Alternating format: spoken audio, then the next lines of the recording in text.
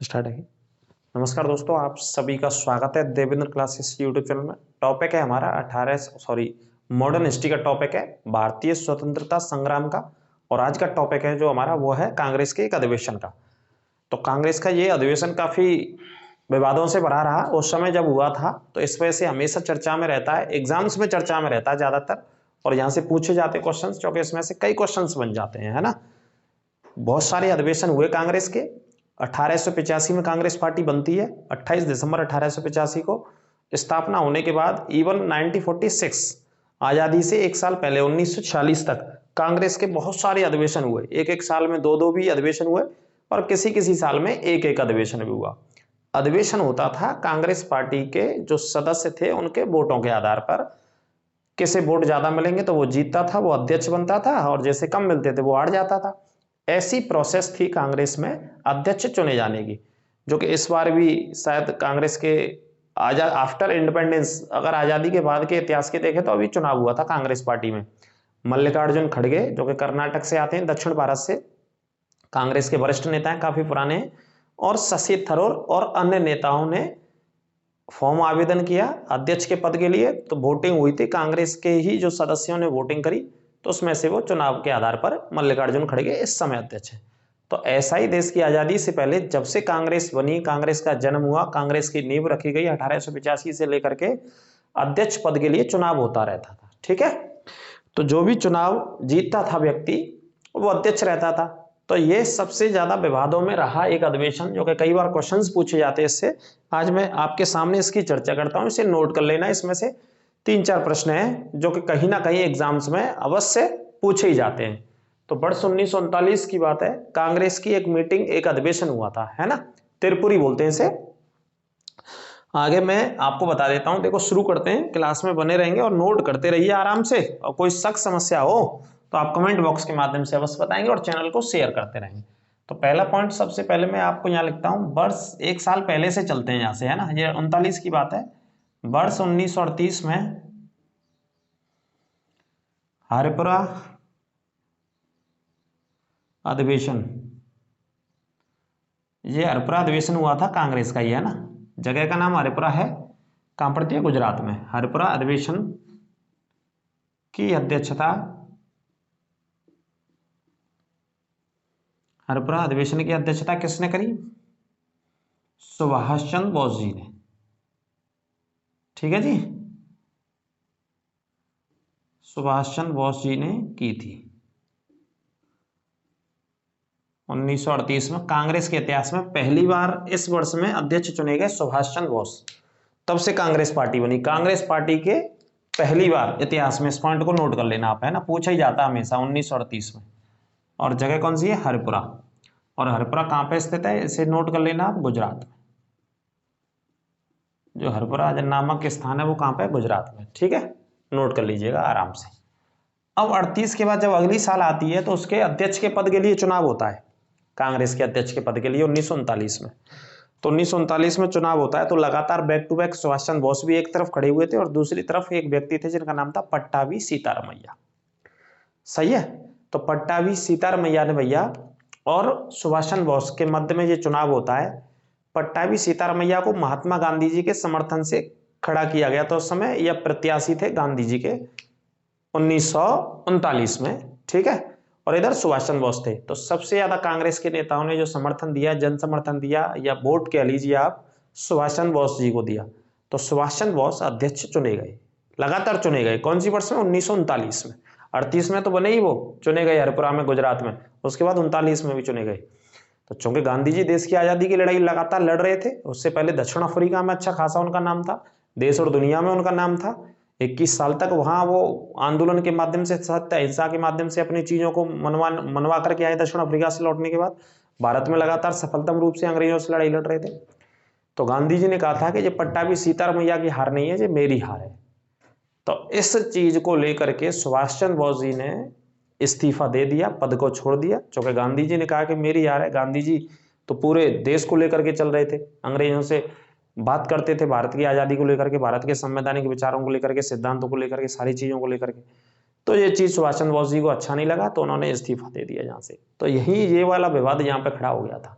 उन्होंने पोस्ट को खाली किया, फिर कौन इसका अध्यक्ष पद बना कुछ समय के लिए, अस्थायी पद के लिए, है ना। तो ये सारे घटनाक्रम पूरा आता रहता है, तो इसे समझ लेंगे आराम से।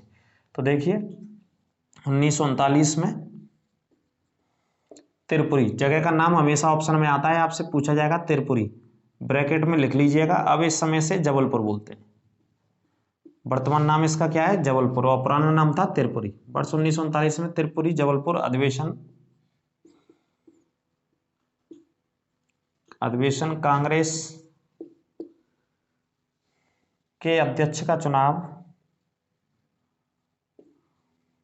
या अध्यक्ष कौन चुने गए, अध्यक्ष का चुनाव सुभाष चंद्र बोस ने जीता, सुभाष चंद्र बोस जी ने जीता। ठीक है जी, लगातार बैक टू बैक उन्होंने चुनाव जीता। 1938 में भी अध्यक्ष थे कांग्रेस के, और फिर अध्यक्ष रहते हैं 1939 में। कौन सी जगह, तिरपुरी। नया नाम क्या है इसका, वर्तमान नाम जबलपुर। कौन सी नदी बहती है, नर्मदा नदी बहती है, बेड़ाघाट यहाँ पे या धुआंधार जलप्रपात स्थित है ना, संगमरमर की चट्टानों से नर्मदा नदी बहती है यहाँ से होकर के। तो कांग्रेस के अधिवेशन की चर्चा चल रही है इस पॉइंट में भाई साहब। अध्यक्ष का चुनाव होता है और इस चुनाव में सुभाष चंद्र बोस चुने गए। ठीक है, ये पॉइंट नोट कर लेना बहुत अच्छे से। जब चुने गए तो इनके सामने वाला कैंडिडेट कौन था, पट्टाभी सीतारामैया, और वो चुनाव हार गए। और वो किसके समर्थन से खड़े थे यहाँ पे, गांधी जी के। तो गांधी जी ने अपनी हार माना, है ना। जैसे बहुत सारे बड़े नेता खड़े करते हैं, बहुत सारे गाँव में देख लीजिए, गाँव की राजनीति में या ब्लॉक की राजनीति में या जिले की राजनीति में, है ना, समर्थन दे करके खड़ा करते हैं। तो जैसे वो व्यक्ति हार गया समर्थन के, हमारे समर्थन का या किसी समर्थन का, तो व्यक्ति नहीं हारा, वो पूरे पार्टी की हार होती है, सारे बड़े नेताओं की हार होती है। तो इस हार को किसने स्वीकार किया, महात्मा गांधी जी ने।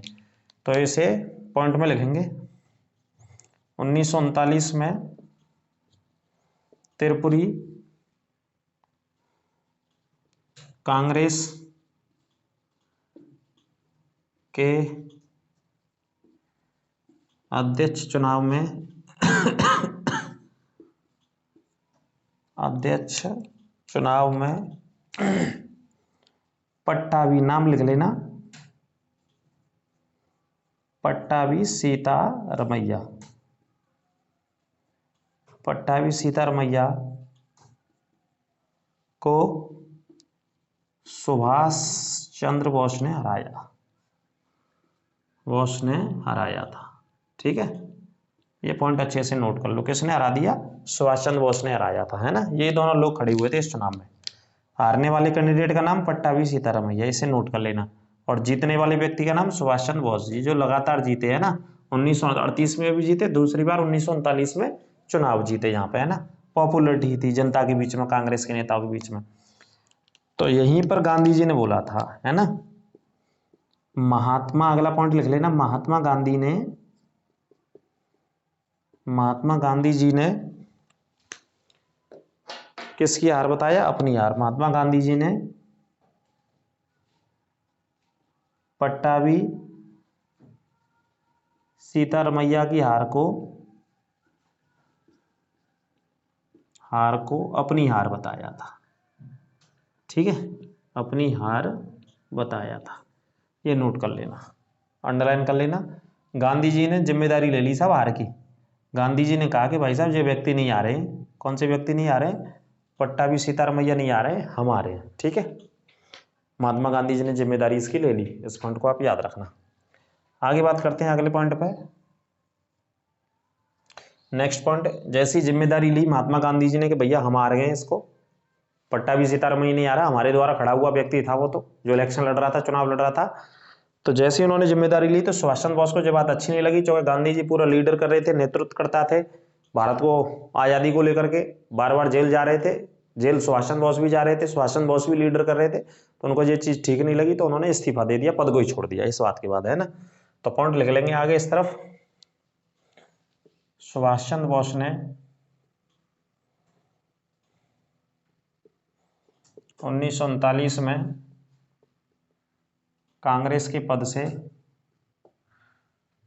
कांग्रेस के अध्यक्ष पद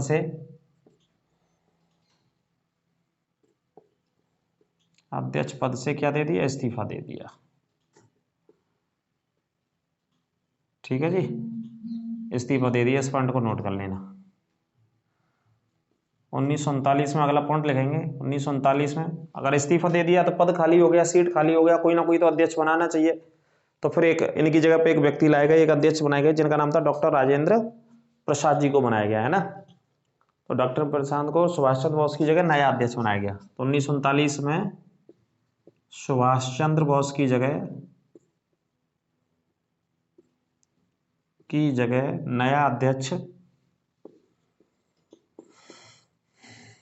नया अध्यक्ष कैसे बनाया गया? Doctor Rajendra Prasad. Doctor Rajendra Prasad underline कर लेना, बनाया गया, यही पूछ लिया गया कई बार, ठीक है। बनाया गया, अध्यक्ष बना दिया गया डॉक्टर राजेंद्र प्रसाद जी को, ठीक है। किन की जगह पे बना दिया? सुभाष चंद्र बोस, क्योंकि इन्होंने तो इस्तीफा दे दिया भाई साहब। इस्तीफा दे दिया तो अध्यक्ष किससे बना दिया? अध्यक्ष बना दिया डॉक्टर साहब को, डॉक्टर राजेंद्र प्रसाद जी को अध्यक्ष बना दिया, ठीक। कौन सी वर्ष में? 1939 में। ये पॉइंट आपको याद रखना है। क्यों इस्तीफा दे दिया? क्योंकि गांधी जी ने अपनी हार स्वीकार किया, तो बात ठीक नहीं लगी भैया सुभाष चंद्र बोस जी को। तो वो भी मानते थे, अपना आदर्श ही मानते थे गांधी जी को, सारे नेता आदर्श मानते थे। इस वजह से उन्होंने इस पद को छोड़ दिया। और पद को छोड़ने के बाद 3 साल तक सारे पदों से सुभाष चंद्र बोस जी को, कांग्रेस के पदों से उन्हें 3 वर्षों के लिए अयोग्य घोषित कर दिया गया, ठीक है। तो 3 वर्षों के लिए कांग्रेस के सभी पदों से अयोग्य घोषित कर दिया।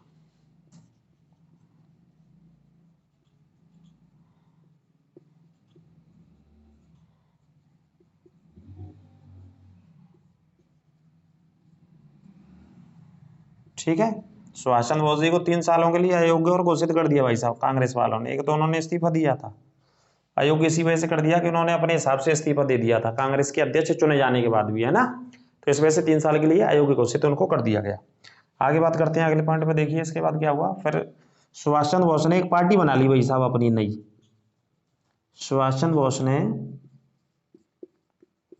3 मई 1939 को, अंडरलाइन कर लेना इस डेट को, 3 मई 1939 को फॉरवर्ड ब्लॉक नामक संगठन की स्थापना करी। नामक संगठन की क्या कर दी? स्थापना की थी, ठीक है। क्या की स्थापना कर दी? फॉरवर्ड ब्लॉक नामक संगठन, है ना। 3 मई, इसको भी याद कर लेना अच्छे से और नोट कर लेना। 3 मई को फॉरवर्ड ब्लॉक की स्थापना कर दी, एक संगठन बना दिया। किसने बना दिया? सुभाष चंद्र बोस साहब ने, ठीक है। इस संगठन की यहाँ पे स्थापना हो गई भाई साहब। तो ये पॉइंट पूरे अच्छे से याद रखना। 1938 में सुभाष चंद्र बोस बने गए अध्यक्ष, और कहाँ पे चुने गए? हरिपुरा अधिवेशन में, गुजरात में स्थित है। फिर 1939 में लगातार अध्यक्ष चुने त्रिपुरी अधिवेशन में। त्रिपुरी का नया नाम जबलपुर, ठीक है। सुभाष चंद्र बोस जी ने ये चुनाव जीता, और हराया कैसे था इसमें? पट्टाभी सीतारामैया को इस चुनाव में हराया था सुभाष चंद्र बोस जी ने, ठीक है। तो जब पट्टाभी सीतारामैया को हराया था, तो इनको किसने खड़ा किया? महात्मा गांधी जी ने खड़ा किया था इस चुनाव में। तो गांधी जी ने अपनी हार इसे स्वीकार किया कि भाई ये हमारी हार है, ठीक है। इसके बाद क्या होता है कि 1939 में सुभाष चंद्र बोस जो थे वो क्या करते हैं? अध्यक्ष पद से इस्तीफा देते हैं कि लो भाई, पद छोड़ दिया उन्होंने, इस्तीफा दे दिया। इसके बाद फिर क्या होता है? 1939 में सुभाष चंद्र बोस की जगह जो नया अध्यक्ष बनते हैं वो किसे बनाया गया? डॉक्टर राजेंद्र प्रसाद जी को। नया अध्यक्ष डॉक्टर राजेंद्र प्रसाद को बनाया गया, और 3 सालों के लिए सुभाष चंद्र बोस को क्या कर दिया? अयोग्य घोषित कर दिया कि कांग्रेस में कोई भी पद अब आपको नहीं मिलेगा, ठीक है। तो इस वजह से फिर सुभाष चंद्र बोस जी ने क्या किया कि 3 मई 1939 को एक पार्टी बना ली, एक संगठन बना लिया। उसमें अलग से अपने लोगों को जोड़ लिया भारत की आजाद कराने के लिए, क्योंकि सबका उद्देश्य एक ही था, देश को आजाद कराना है अंग्रेजों से, है ना। रास्ते अलग अलग हो सकते हैं, लेकिन उद्देश्य सभी का एक ही था, सारे क्रांतिकारियों का, सारे नेताओं का, जितने भी राजनीतिक पॉलिटिकल लीडर्स थे उस समय भारत में। तो फॉरवर्ड ब्लॉक के नाम से एक पार्टी बना ली। कब बना ली? 3 मई 1939 को इसका गठन कर दिया, है ना। इसके लगभग 2 साल तक और भारत में वो रहे थे। फिर अंग्रेजों ने उनको अंडरग्राउंड कर दिया था, अंग्रेजों ने पकड़ लिया था, क्योंकि अंग्रेज सबसे ज्यादा घबरा गए थे सुभाष चंद्र बोस जी से कि भैया इस व्यक्ति को सबसे ज्यादा पकड़ो, पहले अरेस्ट करो, नहीं तो ये बहुत जल्दी हमारा यहाँ से साफ कर देगा, सफाया कर देंगे। कौन कर देंगे? सुभाष चंद्र बोस भारत से। तो लगभग 2 साल तक भारत में रहे और अंग्रेजों से बचते बचते रहे, अंडरग्राउंड करके रहे, क्योंकि अंग्रेजी पूरी ताकत उनके पीछे लगा दी थी। उनके क्रियाकलापों को देखते हुए, एक्टिविटी को देखते हुए, गतिविधियों को देखते हुए, क्योंकि बहुत तेजी से गतिविधियां उन्होंने भारत को आजाद करने के लिए बढ़ा दी थी सुभाष चंद्र बोस जी ने, है ना। तो 17 जनवरी 1941 को फाइनली उन्होंने भारत को छोड़ दिया। और भारत को इसी वजह से छोड़ दिया कि अंग्रेजों की अंडर कस्टडी में रह रहे थे, अंडरग्राउंड रह रहे थे, अंग्रेजों की देख रेख में रह रहे थे, हमेशा पुलिस अंग्रेज ब्रिटिश पुलिस उनके पीछे रहती थी और नेताओं से इतना खतरा नहीं था। सबसे ज्यादा खतरा ब्रिटिश सरकार को, वायसराय को, गवर्नर जनरल को या ब्रिटेन में बैठे हुए अंग्रेजों को सुभाष चंद्र बोस जी से हो गया। तो इसी वजह से उनका नाम है, महापुरुष है, आज भी अमर है और हमेशा अमर रहेगा कि उन्होंने अपने दम पर अकेले व्यक्ति पूरी ब्रिटिश सरकार को झुका दिया, दुनिया के तानाशाहों को झुका दिया, है ना।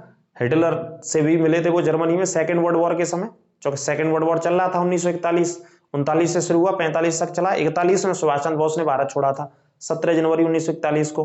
बंगाल से वो गए थे, पेशावर होते हुए काबुल पहुंचे और काबुल से वो पासपोर्ट्स वगैरह बनवा करके, ऑरलैंडो नाम से उन्होंने पासपोर्ट्स बनवाया था। ये पूरी स्टोरी सुभाष चंद्र बोस का एक टॉपिक हम आपको पढ़ाएंगे, बहुत ज्यादा इंटरेस्टिंग रहेगा आपके लिए, उसे नोट कर लेना और आगे भी काम आएगा आपके किसी भी एग्जाम्स में। और देश के महान पुरुषों को समझने की आपकी सोच बढ़ेगी, है ना, कि कौन कौन से व्यक्ति ने भारत को आजाद कराने के लिए कहां पर कौन कौन से लोगों से मुलाकात करी, कौन कौन से संगठन बनाए, कौन कौन सी सेना बनाई, कब करेंसी चलाई, कौन से राज्य में होकर के भारत में प्रवेश किया उनकी सेना ने भारत को आजाद कराने के लिए। तो बहुत सारे प्रकरण हैं इसमें सुभाष चंद्र बोस जी की जीवन यात्रा को लेकर के। जहां तक है, जितना भी है हमने पढ़ा है, एग्जाम्स में आता है, वो सब आपको बताएंगे अपने चैनल के माध्यम से, देवेंद्र क्लासेस यूट्यूब चैनल के माध्यम से। तो ये विवादों का रहा एक अधिवेशन था 1939 का, कांग्रेस का अधिवेशन था और नाम क्या था इसका, त्रिपुरी अधिवेशन पढ़ते हैं इसको। त्रिपुरी मतलब जबलपुर, मध्य प्रदेश, ठीक है। उस समय त्रिपुरी बोलते थे, आज जबलपुर बोलते हैं। तो ये टॉपिक था। इसके अलावा और जो भी टॉपिक है 1947 तक पूरे टॉपिक कवर कराएंगे। उसके बाद नया टॉपिक आपके लिए शुरू करेंगे इंडियन ज्योग्राफी का, बहुत अच्छे तरीके से, यूपी पुलिस को ध्यान में रखते हो खासकर, जो कि आने वाली बम्पर भर्ती है आप लोगों के लिए, ठीक है। तो सभी इसे नोट कर लेंगे और फिर बाद में चर्चा करेंगे, आपका रिवीजन भी कराएंगे। रात में लाइव 9 बजे सारे बच्चे जुड़ा करें लाइव क्लास में, ठीक है, क्योंकि 100 नंबर की लगभग प्रैक्टिस क्लास होती है। और आने वाले समय में अगर आपकी प्रैक्टिस जबरदस्त और धांसू और शानदार और जानदार रहेगी तो एग्जाम भी आप जबरदस्त तरीके से करेंगे, ठीक है। तो चैनल को शेयर करते रहें, सब्सक्राइब करते रहें, सख्त समस्या हो तो कमेंट भी कीजिए। नमस्कार।